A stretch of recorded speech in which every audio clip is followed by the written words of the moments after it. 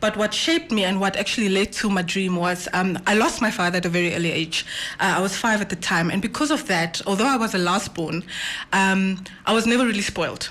And that made me realize that my dream is always to be intentional in everything that I do, and to also convey that message to others. Management as well as employees at all levels in an organization. Fanny currently serves on the following committees. You're board member of the National Accounting Talent Search, University of Namibia, member of the One Business Forum, Namibia Chamber of Commerce and Industry, member of the Policy Reform Working Committee, Namibia Investment Promotion and Development Board, I like the NIPD, and Fanny has obtained a certificate in Human Resource Management from the University of Kapstadt and is a devoted wife and mother of 2 children. A very good morning to you, Fanny. Thank you so much for taking time out of clearly a very, very busy schedule. Thank you so much. We really, really do appreciate your presence in our studios. Thank you so much. It's actually so great to be here. I should be thanking you. I know, it's all you. Now, Fanny, look, we're here to just really get to understand the woman, like who you are, what motivates you, what drives you. Tell us a bit about your childhood and you know, the shaping factors and things that really just molded and shaped the woman that you are today. Well, thanks. It's really good to be here. My childhood, let me start with my childhood. It's quite an interesting one, although I must say it's not the most conventional childhood that is out there. By the time I was about 7 years old, I lived in 3 different countries. So you can only imagine already the impact that had on me. 7 already? Yes. Wow. By the time I was 7 years old. So both my parents are Namibian. I'm purely Namibian, but I was actually born in Angola, our neighboring countries up there. So my parents got married there, and they had both myself and my 2 siblings there. We were all born there. But by the time I was about 9 months old, just a small baby, my mom took me and my brother, at the time he was about 2.5 years old, to Germany. And that's where I basically grew up. That was where my foundation was. The first 7 years of my life, I was in Germany. I started preschool there, and we lived there. And then we came back in 1990, so slightly after Namibia became independent, we came back. So you can just really imagine the type of impact that had on me. Coming here, I only knew how to speak German, and I went to German school, so I had a very Jawohl. Jawohl, yes, exactly. So I had a very German foundation, or Western cultured foundation, and that actually shaped who I am and my beliefs and my principles, my relationships, my friendships, etc. So because of that factor, my childhood started this way, and I actually finished matric at a German school. So I'm not that typical, I guess. I'm Oshoambo speaking, but I'm quite liberal in a lot of things and quite open-minded as well. And you're very big on time also. Absolutely. It's a German thing. It's a German thing. It's a German thing. There you go. you know, growing up, what was what was your biggest dream? What problem in the world did you want to solve? Considering again the influences and just being quite honestly all over the world, how did that impact and shape your dreams and aspirations growing up? So it's quite an interesting question, I must say, because I never really had a dream to be somebody like a teacher or a chartered accountant. I was a child back then. But what shaped me and what actually led to my dream was I lost my father at a very early age. I was 5 at the time, and because of that, although I was a last born, I was never really spoiled. And that made me realize that my dream is always to be intentional in everything that I do, and to also convey that message to others. In other words, it's nobody's responsibility to make your life what it is. Nobody owes you anything in life, and I think I learned that quite the hard way because I was always out there doing my own things. Each and every holiday I had holiday jobs, so my dream was always to convey that message. And for those who know me, I think they will testify. I'm always preaching about being intentional in what you do and living your life so that you have a satisfied life, and nobody owes you that but yourself. And it remains my dream to constantly convey that message and inspire people in that way. Oh man, absolutely beautiful. Fanny, when your feet hit the ground in the morning, what sets your soul on fire?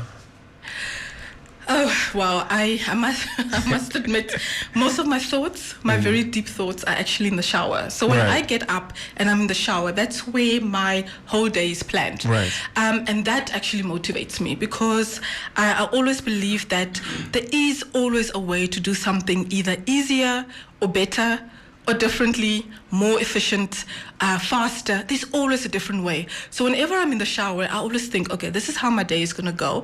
And this is how I'm either going to do it more effective, more efficient, easier, better looking, more structured. That motivates me. And I believe the fact that I do that in my everyday life, it's not even just about work, even just my relationships and being at home. It motivates me to always know that I'm constantly trying to adapt to change because I'm a firm believer of change. Fanny, a very interesting point that you're raising there. Look, we can plan all we want, but people are people. How do you navigate, if something, an experience or a person throws a curveball to what you either plan during the day or during the week or even that month, how do you adjust and adopt to be able to, again, achieve what you need to achieve, but also still remaining true to who you are? Because, again, people are people at the end of the day. That's very true. And I think, we all know now flexibility is the way to go. One can't be rigid in thinking, in doing, in actions. And it happens all the time that things just don't happen the way it is. But, I always ask myself, what is the worst that can happen? What is the worst? And for me, the answer is, well, the worst is I die. For me, probably, that is the worst answer. But if I know the answer is I'm not going to die, then I'm going to move on and accept what has happened and tailor make it in my day. Because especially if you're a parent, if you're a mother, anything can happen. You can be at work and someone calls you and says, quickly come to school, your child is not feeling well, and everything goes out of the window. Right. You need to restructure your day, you need to restructure your calendar, and one has to just make peace with that. Yeah. No, definitely. You mentioned that you had a very influence-based life, largely on account of your experiences, where you were in the world. I mean, when you got older, when you became an adult, what notable influences, it could be individuals or it could really just be experiences that you had of like, okay, this here has completely changed the trajectory of my life, as it were? So if I think of that, it's actually two specific people that I would like to mention that actually changed the trajectory of my life. The one was in my childhood days, and that was actually my principal in my primary school. He doesn't know it. I've never had the discussion with him, but he's always been a firm believer. He's always seen my potential from the beginning.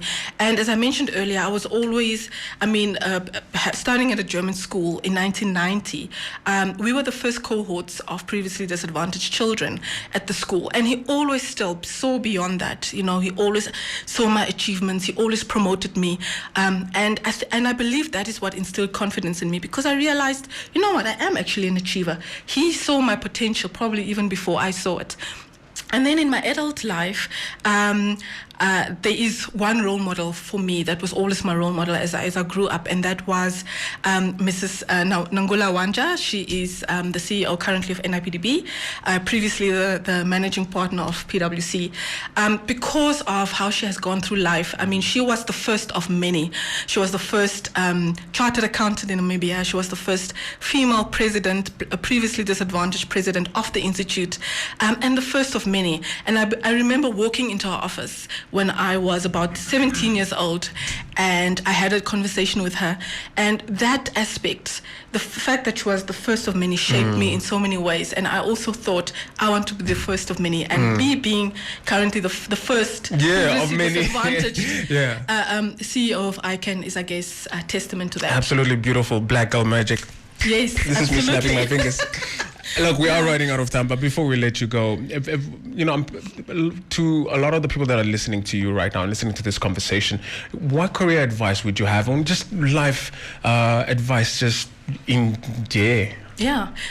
So really, my biggest advice is first, be intentional in everything that you do. Absolutely.